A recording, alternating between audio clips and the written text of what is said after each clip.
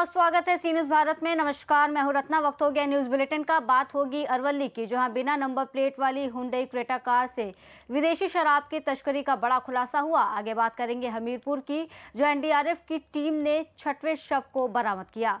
ऐसे तमाम खबरों पर विस्तार से चर्चा करेंगे। खबर अरवली से है, जहां शामलाजी क्षेत्र में बिना नंबर प्लेट वाली हुंडई क्रेटा कार से विदेशी शराब की तस्करी का बड़ा खुलासा हुआ। एलसीबी ने 10.64 लाख रुपए की मुद्दामाल जब्त कर लिया।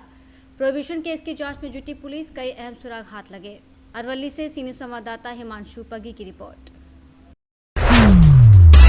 खबर हमीरपुर से है, जहां बता दें कि थाना कुरारा इलाके में नाव पलटने का मामला है। एनडीआरएफ टीम ने 6वें शव को बरामद किया।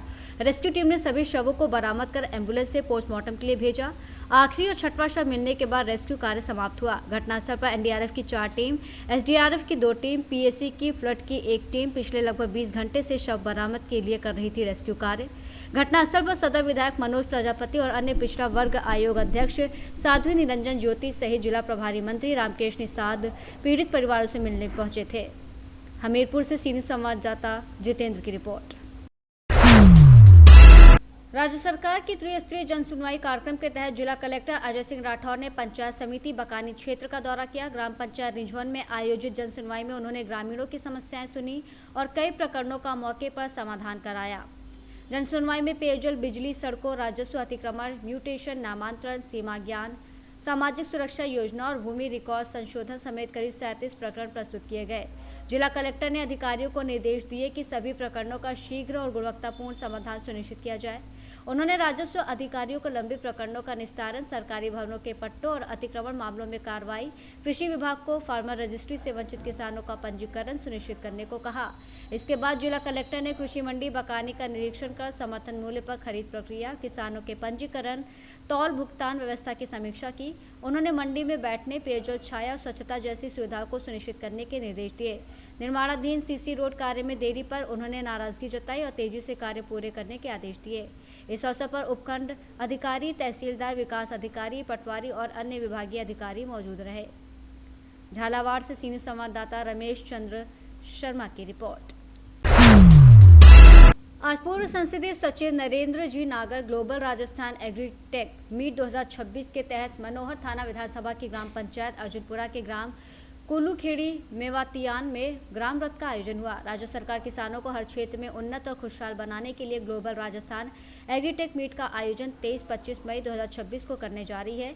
इस मीट के राज्य स्तरीय आयोजन में प्रदेश के हजारों किसान और पशुपालक हिस्सा लेंगे। साथ ही देश विदेश में उन्नत कृषि, जल प्रबंधन, फसल विविधीकरण जैसे नवाचारों को उपयोग में लाने वाले कृषि विशेषज्ञ, वैज्ञानिक और तकनीकी जानकार भी आएंगे। आप भी इस ऐतिहासिक आयोजन का हिस्सा बने और आगे बढ़े। ग्राम रथ कार्यक्रम में मंडल अध्यक्ष देवेंद्र शर्मा, महामंत्री लोधा, पूर्व मंडल अध्यक्ष अनूप गौतम सहित गणमान्य नागरिक मौजूद रहे। झालावाड़ से सी न्यूज संवाददाता रमेश चंद्र शर्मा की रिपोर्ट। शाहजहांपुर में किसानों की समस्याओं को लेकर कांग्रेस पार्टी ने प्रदेशव्यापी किसान आंदोलन का आगाज किया। शाहजहांपुर में रोजवास टोल नाका पर 11 बजे से 3 बजे तक नेशनल हाईवे बंद रहा। कृषि मंत्री शिवराज सिंह चौहान और मुख्यमंत्री मोहन यादव पर किसानों को गुमराह करने का आरोप लगाया गया।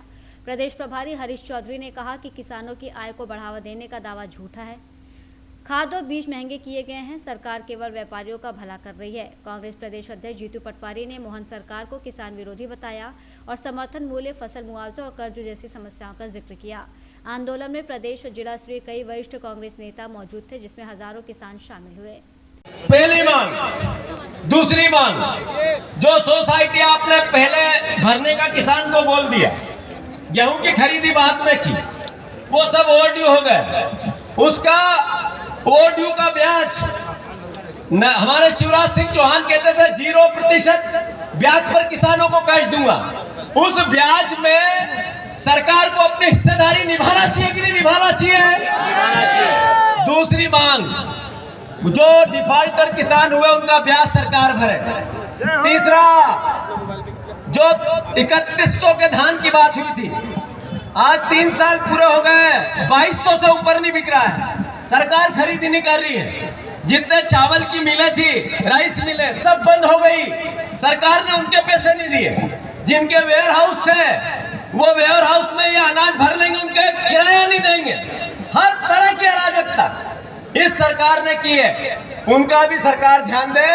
वेयर हाउस का, राइस मिलों का और सब पैसा संसद में कहते हैं कि जो वादा नरेंद्र मोदी जी ने किया आमदनी दुगनी के, उससे ज्यादा हुआ। शिवराज सिंह जी चौहान साहब, आपको सब पता है, और जितना आपको पता है उससे ज्यादा किसानों को पता है। शाजापुर से सी न्यूज़ संवाददाता रमेश की रिपोर्ट।